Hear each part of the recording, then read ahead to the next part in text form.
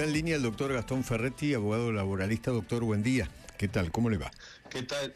¿Qué tal, Eduardo, María, Rolo, Willy, el doctor Iesi, a todos? Gracias, Recién lo estaba escuchando al doctor Iesi y a vos, Eduardo, que decían que mucha protesta, poca lectura de la ley. Sí.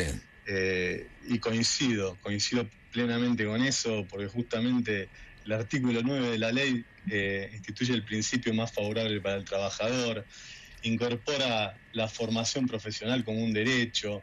Después está el artículo 12 de la protección de los trabajadores, que va a hacer nula cualquier convención que suprima derechos a los trabajadores. Así que coincido con esas apreciaciones que hicieron ustedes. Uh-huh. Bueno, yo he escuchado de un tiempo a esta parte, de que empezó ya la discusión de la reforma, cuando era proyecto, ¿no? Bueno, que volvemos a la época de la asamblea, antes de la asamblea del año 13, que vuelve la esclavitud. ¿Es cierto eso es lo que dice la ley? No, muy alejado, realmente muy alejado. Ayer justamente me consultaron si había tope indemnizatorio. Justamente sigue la indemnización como antes, o sea, es un mes, el mejor mes del año, los últimos 6 meses, por año trabajado o fracción mayor a 3 meses. Ahora, o sea, pregunta, porque eso también lo escuché, ¿no? Aquellos que detestan esta ley dicen que en realidad esa remuneración se le sacan todos los beneficios, todos, que queda pelado ese salario. A ver, los beneficios sociales que son, como por ejemplo el empleador le paga el comedor al trabajador, eso no está dentro de la base indemnizatoria, pero ya no estaba en los fallos jurisprudenciales. Entonces lo que hace esta norma es incorporar esos fallos para que no se esté dirimiendo cuestiones que ya fueron resueltas en varios fallos jurisprudenciales que no se pueden aplicar a todos los casos por igual. Entonces lo incorporan a la ley para que ese tipo de cuestiones no se estén dirimiendo constantemente la justicia.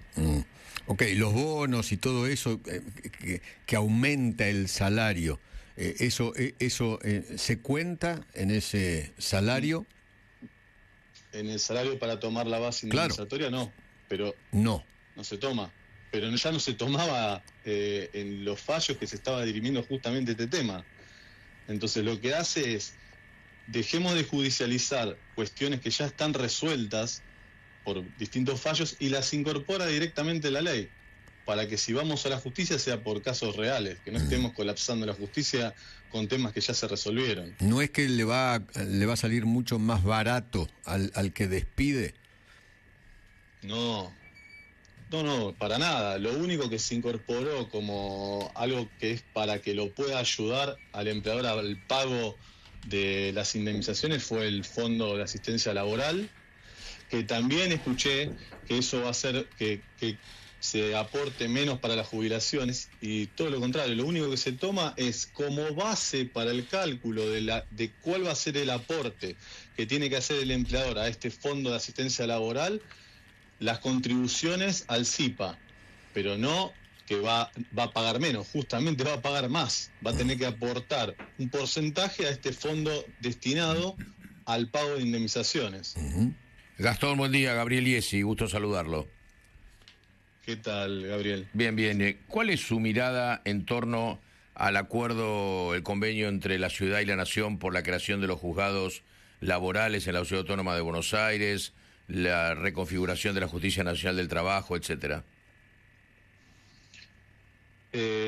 Vamos a tener que ver cómo funciona, porque bueno, promete de que aparentemente van a ser más ágiles los juicios, que eso es lo importante en definitiva, que se dirima rápidamente una cuestión laboral y no estemos 5 años, pero todavía no empezó a funcionar, así que va a haber que esperar. Y si estoy de acuerdo con el traspaso, estoy de acuerdo con el traspaso porque la ciudad merece tener un fuero del trabajo. Ahora, algunos consideran que se va a vaciar el fuero del trabajo y que van a quedar 1.700 personas o algo así en la calle. ¿Eso es cierto? Al principio va a haber algunos traspasos directamente del fuero laboral nacional al fuero del trabajo de la ciudad. Esos cargos los va a tener que ocupar con gente que que sepa, que esté preparada, así que muchos de ellos van a surgir también de los fueros del Foro Nacional. Gastón, ahora Guillermo Laborde, un gusto. ¿Qué tal, Guillermo? Me parece que hay un tema que no se está destacando, que es que da mucha más seguridad al trabajador con respecto a las indemnizaciones, porque con el Fondo de Asistencia Laboral la cobran, la cobran y en el momento, y hoy por hoy, usted me corregirá, la mayoría, o una pyme, por ejemplo, o se declara en concurso, o dice, espero el juicio y la cobras en 5 años y después vemos, o arreglan por la mitad. No sé si coincide con esta visión.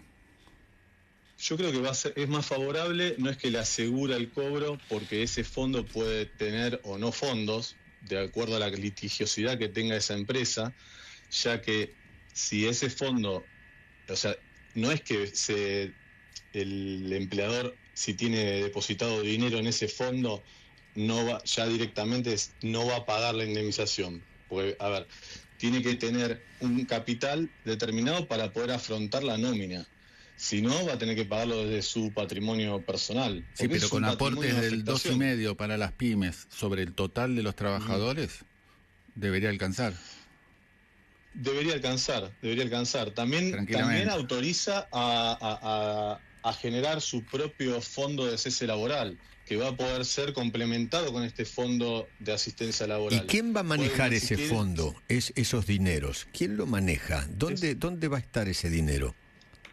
Ese dinero van a ser entidades financieras autorizadas por la Comisión Nacional de Valores, y va a actuar como agente de derivación de esos aportes el ARCA. Entonces, ¿para qué? Para que quede registrado el aporte del empleador a ese fondo. Ese fondo lo va a manejar una entidad financiera que todavía, vamos a estar sujetos a la reglamentación para ver cuáles son los requisitos para poder autorizar estas entidades. ¿Y ese fondo, en la Comisión Nacional de Valores? ¿Y ese fondo es en detrimento de las jubilaciones o de los jubilados? No. Ese fondo es aparte de las jubilaciones y de las contribuciones patronales para las jubilaciones. En el caso de las grandes empresas es del 1%, y en de las pymes del 2,5%, que puede ser incrementado al 1,5% en el caso de las grandes empresas y al 3% en el caso de las pymes, y eso lo va a determinar el Ejecutivo. Gastón, muchísimas gracias, abrazo grande. Abrazo a ustedes también. Gracias. Bueno, señores, en Panamericana,